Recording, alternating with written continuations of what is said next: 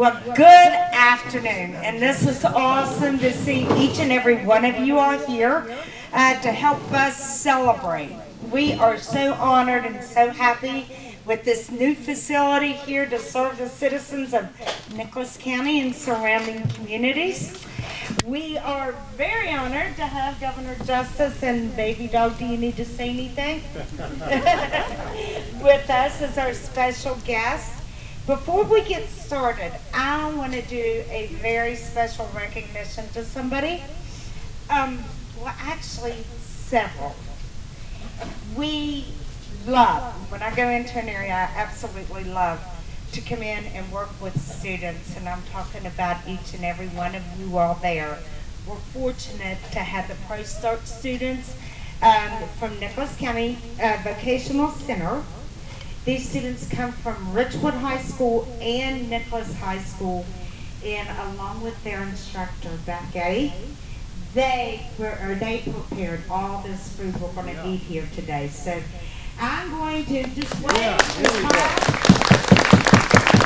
We have Autumn, Maddie, Emily, Mark, Kane, Olivia, Brooke, Haley, another Olivia, Natalie, Caitlin, Kaylee, Faith, and Kendra.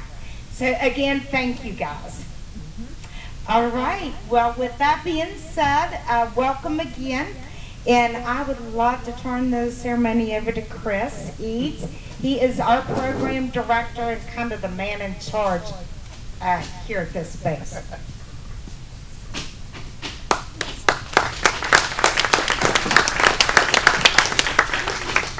Well, like Mary said, I want to welcome everybody out today. Just a great time to be out this time of the year with the colors are so beautiful. I'm sure as everybody drove in, they saw. But I just want to talk real quick, and I want to introduce my crew. I'm not going to talk long, but first and foremost, I want to thank everybody that has been involved and supportive of Evac since we came to Nicholas County, opening our base August 1st of 2011. We have always been welcomed with open arms. We've had such huge support from the EMS community, from the fire community, from the police community, to the mayor, to the commissioners, to the council member, to everybody. All the officials have always been super supportive of our operation. And it's an honor for us to do what we do in this community. And I spent a lot of years in EMS, and I was that guy out there on the side of the road at 2 a.m. waiting an hour for a helicopter, or 45 minutes before a helicopter comes. And fortunately today we are blessed to have multiple helicopters in this state to service the communities. And I cannot be any prouder of this organization, that they would come to Nicholas County, that they would place an aircraft here in the rural parts of West Virginia. You guys know it takes a long time to get from point A to point B, and helicopters are a lot faster, and it definitely makes a huge difference in patient outcomes. The EMS, the fire, police guys, everybody is a part of our team. They've always been a part of our team, and we're so thankful for relationships we've built and the support that everybody gives us. So to you guys, we're thankful, and we look to continue to serve for many years here and continue to do it. We have been giving an outstanding facility here at Mount Nebo. It's a beautiful, outstanding facility that is in support of our operation so we can continue to serve Nicholas County and the surrounding communities in the years to come. And we're so thankful for that and the opportunity. And so, like I said, I could talk a long time about what we do, but at the end of the day, I just want to speak a few minutes and say thank you. Welcome. We're going to have a few things going on here, but then by all means, you'll be open after this is done to eat, get your bellies full, tour the facilities, look at the helicopter. Whatever you want to do is perfectly fine with us, and it's a day for us to show you the facility that we do have. So with that being said, I do want to bring the crew up that works out of the Nicholas County base, and also some other corporate folks, I would say, or they consider corporate, but I'm going to bring them up. So if you work for us, I want to ask you if you'd come up real quick. I want to do an introduction of everybody real quick, and then after that, we're going to turn this thing over to Governor Justice for a few words. Okay, so if you're with us, with me, working here, come on up.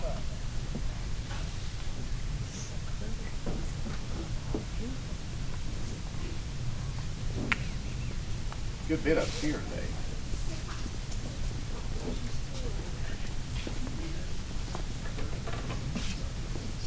All right, so As I introduce you, just kind of throw your hand up here and so you know who you are. So basically, the first person is Mr. David Bowley here on the end. David Bowley has been in pre-hospital / healthcare for 30 years, and he's been with Evac for 9 years. Next, Dale Hall. Dale's right here. He probably don't want me to announce this, but he's been in the EMS system in the state of West Virginia for 41 years. Yeah, come on. And he has been with Evac for the past 10 years. Rachel Jaster. She comes with 12 years of experience, and she just got her 3-year service pin today at our meeting this morning, so she's been here 3 years. Mark Green. Mark Green's also been in healthcare 30 years, and he also got a 3-year pin. Susie Sellers. Susie's been in EMS for 27 years, 6 years with their Evac. J.D. Thomas. That's the man that flies the machine. One of the ones. He's been a pilot for 32 years, flying aircraft, and he's been with Evac for a year now. Brian Payne. Where is Brian? Brian Payne. Coming through the doors, Mr. Brian Payne in the flight suit over there.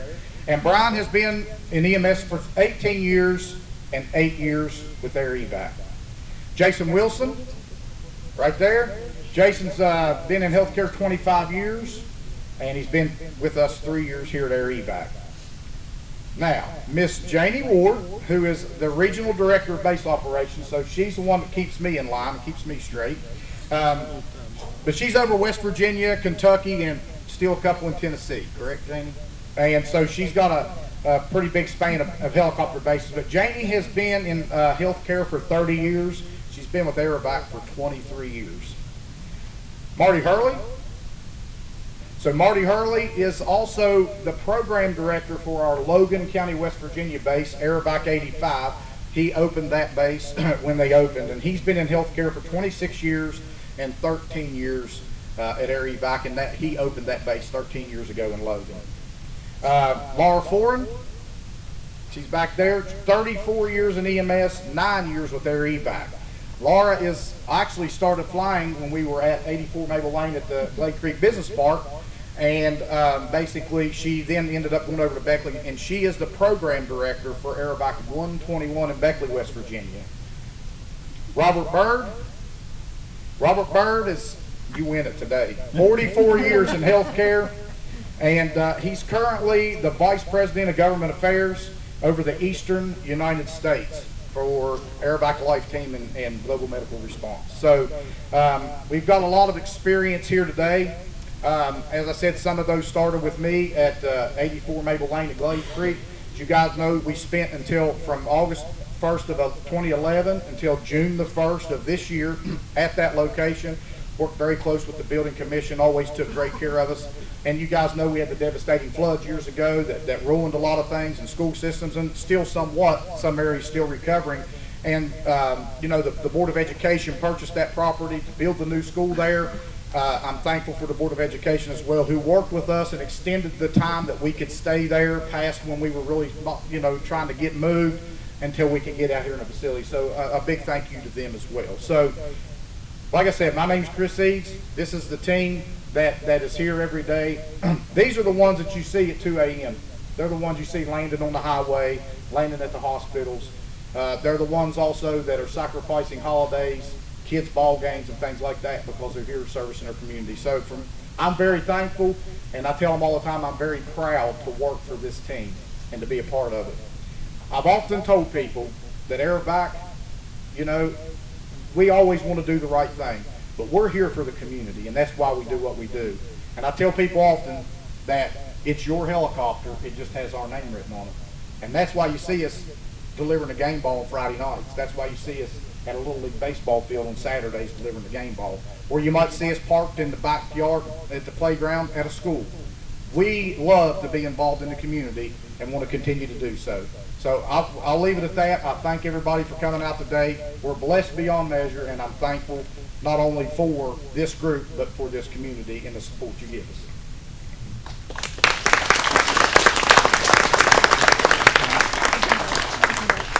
I did forget one person because he wasn't here because he's been taking care of us, and that's Chris Mason. Yeah. Chris, how many years as a mechanic?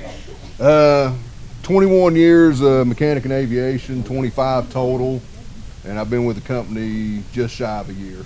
And military, how many years? 20 years. 20 years? Okay, that's fantastic. So he's the guy that keeps that thing spinning and running. Matter of fact, he's been here on and off a few days trying to get us back running again, so we're thankful for him. I'm telling you, without him, we don't have it. We can't do anything. So, that's good. That's good. Yeah, buddy. Next up, do you need something, Jane? I was going to make sure you were going to introduce our I'm going esteemed to. guest. So, yeah, I am. So, next up, it's an honor to introduce our governor, Jim Justice, who's taking time out of his day today to come here to speak, for, to us. And Governor, we couldn't be more thankful you came, and it's all yours.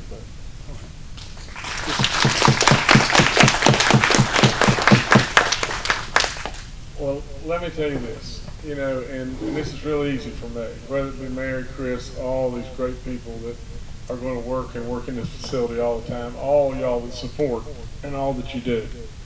It's really easy for me. You see, from my standpoint, all I can ever do is just speak from my heart and tell you the truth. And West Virginia is so much better because of you. And it really, truly is. That's all there is to it. I mean, just think, you're always the ones that, and I say it over and over and over, you're always the ones that run right to the fire. You're always the first that we call when we're in trouble. You're always there. And a lot of times you're not appreciated near to the level that you should be. But we all really know what you mean to us. And so whether that appreciation is expressed adequately at the times, and many times it's probably not, just always remember just this and one thing for dadgum sure. Without you, we would be in one giant dog's mess all the time. And with you, we are absolutely bringing more and more and more goodness and kindness and love to all of us, all the time. Now, I can tell you through this pandemic, 2 years has been tough stuff. And it's probably affected every single one of you in some way or another. Maybe tragically. But with all that, just think of how many people had to stand up knowing that, that this terrible disease and whatever, and we didn't know anything about it. There was no playbook. There was no nothing.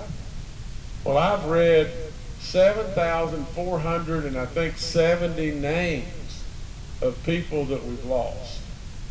Now, I'm telling you, for every one of those, there's a real sad and real tough story.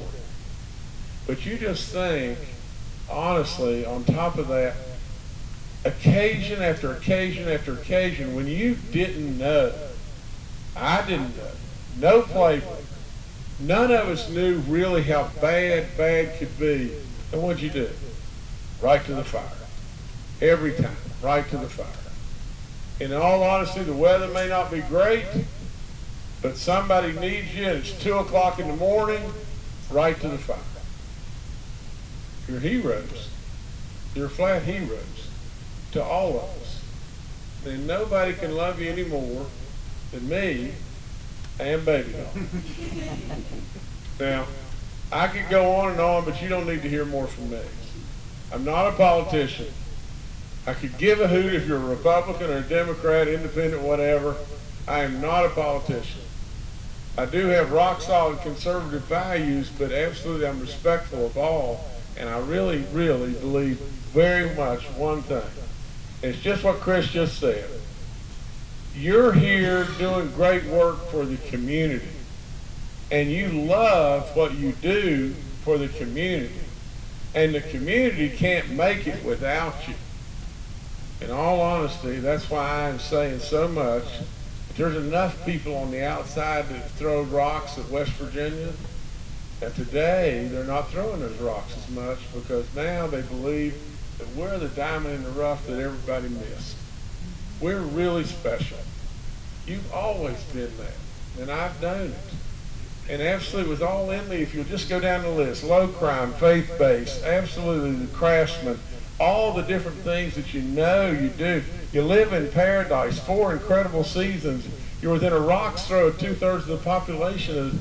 And absolutely, how could we have become a place where we were the bad end of a lot of bad jokes? But not anymore. Not anymore. Keep it going. Absolutely keep it going. Keep doing the great work you do every day. And for those of you that are on the outside, that are here, that can hear my words, these people are heroes. And absolutely nobody could be more grateful than I for what you do in every way. I was honored to be invited. Now, the one thing I've got to do for sure is all these wonderful kids have wanted to come and see Baby Doll. And they've all got plastic gloves on, and I want them to run over here and rub Baby Dog and then feed y'all. Baby Dog is just as clean could be. But I do want them to come over and say hi to Baby Dog, and I'll end with that because they really would like to see her, you know. And but listen to me, just listen, and then I'm done. When we got her, you know, she's just a little innocent puppy that I knew she was going to grow into a 60-pound brown watermelon. And literally at night after night, I'll roll over and there'll be her face right there in the bed. And I'll say, Baby Dog, how you doing? And then she'll lay her head right on my, you know, shoulder. And I'll just whisper to her, I'll say, Baby Dog, you want a belly rub? And she'll just, over she goes. That's probably the only trick she can do.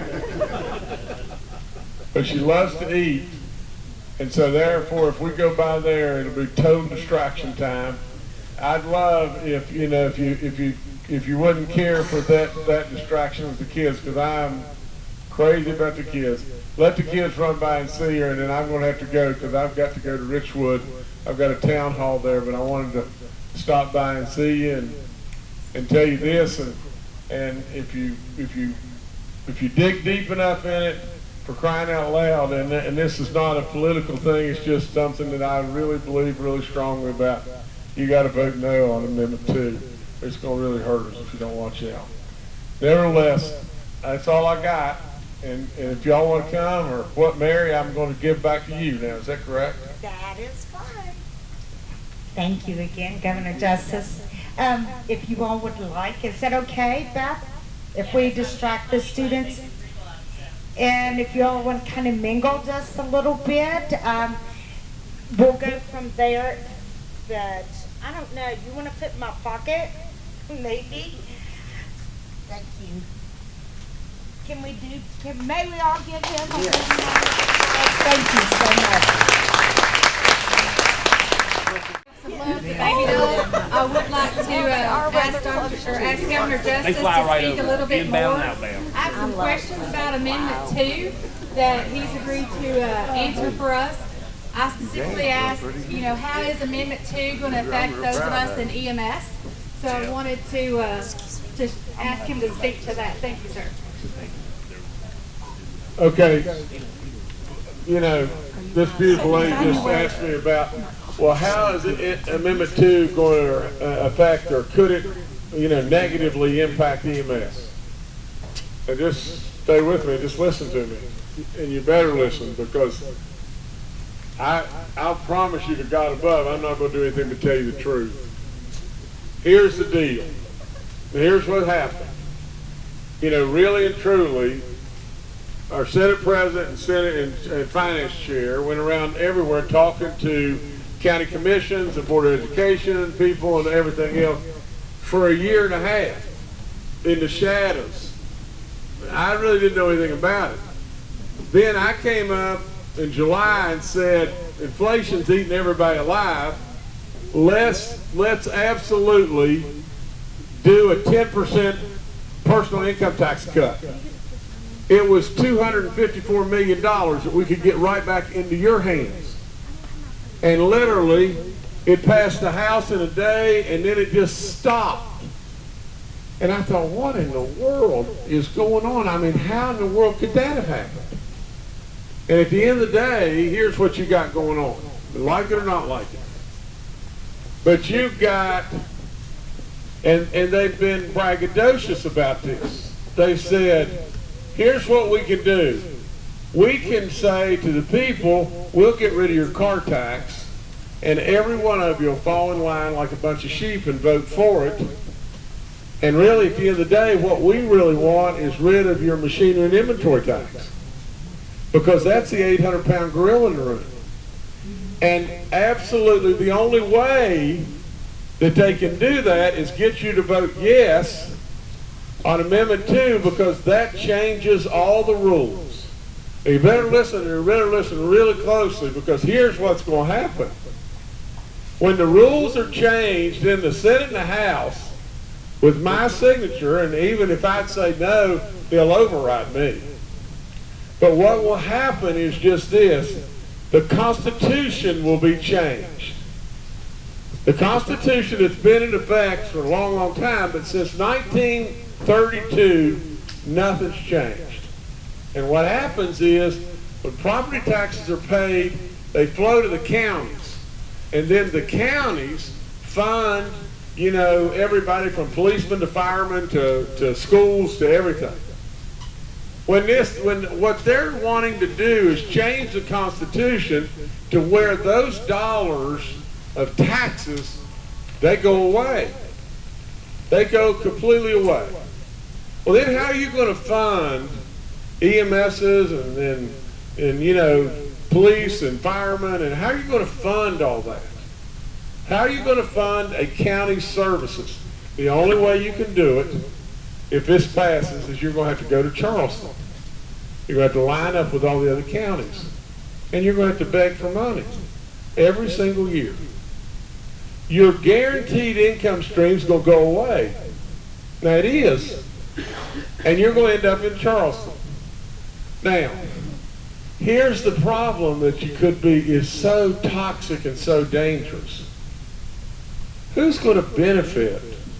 At the end of the day, who's going to significantly benefit? I'll promise you this, and I'll promise you this is the gospel fact. Of every single person in this room, who benefits the most of everybody in this room if Amendment 2 passes? It's me. Me. Honestly, to the tune of millions of dollars that I'm going to get. Absolutely, and I'm the one sitting here telling you don't do it. And the reason I'm telling you don't do it is because I didn't sign up for something for me. I signed up for you. I signed up for like what our forefathers did, and I'm not trying to compare myself to them, but they served. Now what you got going on right now, like it or not like it, is you've got the swamp raging.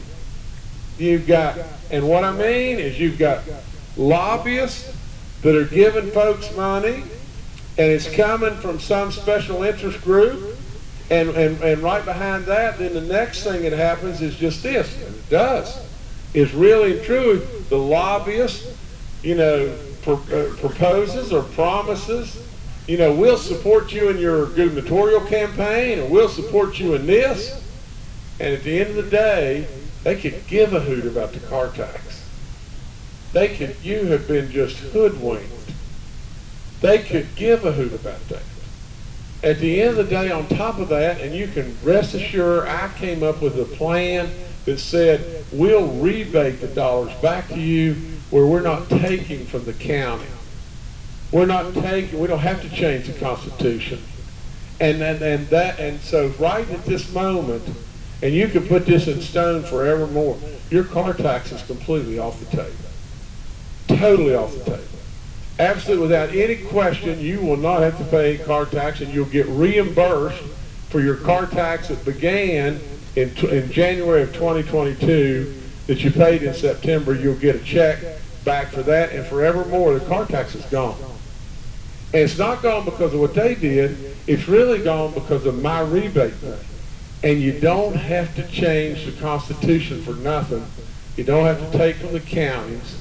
And at the end of the day, the very thing that's on top of that that is so impactful to all of us is what we really ought to be doing is getting on a pathway to reduce our personal income tax or get rid of our personal income tax. Then it puts money in every one of your pockets. And you become the engine. You become the engine.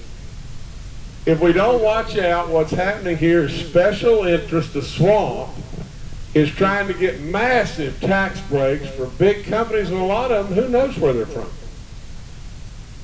At the end of the day, I'm telling you, we got it just backwards. What we should be doing is first and foremost, get rid of your car tax because that's a hot button. And then get rid of personal income tax that really will drive real growth to us. Real growth. And guys, we can say anything we want about me, but I'm a business guy. I'm the guy that walked in the door and the state was flat bankrupt. And you see what the state's doing right now. And I can tell you, no matter what size business you are, no matter what, from the standpoint of the benefit from a machinery and inventory tax versus the benefit from real growth, real growth, that's big, big, big. But the biggest of all is just this. What are you going to do? What are you going to do when dupe happens? What are you going to do? And it'll happen. Honest to goodness, from my standpoint, 2 years from today, I'm gone. And I can ride this wave without any question to the end and be gone, no sweat. Why am I here? I mean, for God's sakes, a living, I am telling you, we'll have a bump in the road. Pay raises, PEIA, Medicaid, whatever it may be. Matching dollars for highway projects, whatever. There's going to be bumps in the road. But listen to you. Listen to me. A bunch of you are military guys and girls. What happens if you go out here right now and the radio says that Putin, as crazy as he is, has set off a tactical nuclear weapon in Iran or in Ukraine? What's going to happen? The stock market will go to 9,000 just like that. It will. All of a sudden then the rainy day fund is upside down like crazy because you can't make the investment. You're going to have to put money in there. Before you know it, you spin around 2 or 3 times and here's the net of Amendment 2. They don't have the money because they've pulled out of the system $600 million for machinery and inventory, $125 million or $130 million for car tax, and they now want to layer in the 10% income tax, so they pulled all that money out. And then all of a sudden, if you don't have the money, the very first thing they're going to do, they're going to look right at you, and they're going to say the same thing that was exactly the only thing they could say when I walked in the door. We got to cut. Now you decide. You're crazy to do this. It's the god-awfulest thing in the blooming world. And that little rascal right back there is really who's at stake. And if you believe that what somebody else has told you, you are absolutely nuts. I'm telling you the gospel fact. And the other thing I would tell you is just this, and I'll shut up. Now you become the disciples. There's big money, great big money driving this. You best better tell your in-laws and outlaws about what I'm telling you, because we will have a bump. And when we have those bumps, they'll look right back at you and say, can you make do with 20% less at the fire department or 20% less at the police? Can you make do with absolutely cutting stuff to schools? Can you make do with all that? And it won't drive anybody here. What will drive people here is just one last thought. 2/3 of the population of the country is begging to go somewhere that's on a pathway of getting rid of their income tax. And they got to drive through us to get to a Tennessee or Florida or Texas or wherever it may be. My gosh, 11. I just told you a minute ago, they know now we're the diamond in the rough. They missed But they don't want to come to us. All the states all the way around us have a lower income tax than us. Literally. You're the people that brought us here. You know, there's an old saying, never forget who brung you to the dance. You're the people that brought us here. You tell me why in the world we're not putting money back in your pocket versus sending the money to Walmart. Really? Why are we doing that? We're doing that so Walmart will promise me to support me, not me, somebody in an election campaign or whatever it may be. You didn't even know about it. In all honesty, you didn't even know about it. Now what's happening all across the state is just this. First, it's almost a Santa Claus to you. First you believe in Santa, then you don't. Before you know it, you are Santa. Think about that. You know. Now, in this situation, we didn't know about it. Now all of a sudden we're beginning to learn about it. And the next thing is we'll be mad. Because they hoodwinked you. They absolutely put the bait out there, and they acted like that was all it was, car tax. And it didn't have anything to do with car tax. And it's hoodwinking it, and hoodwinking you to get the Constitution changed, and then you're a big-time risk, and you don't deserve that. That's all I got. I didn't mean to go into sermon. God bless you. Be good. Thank you. Y'all ready? All right. Attack it, right? 1, Yeah. 2, 3. Good. Hey! Thank you. Great.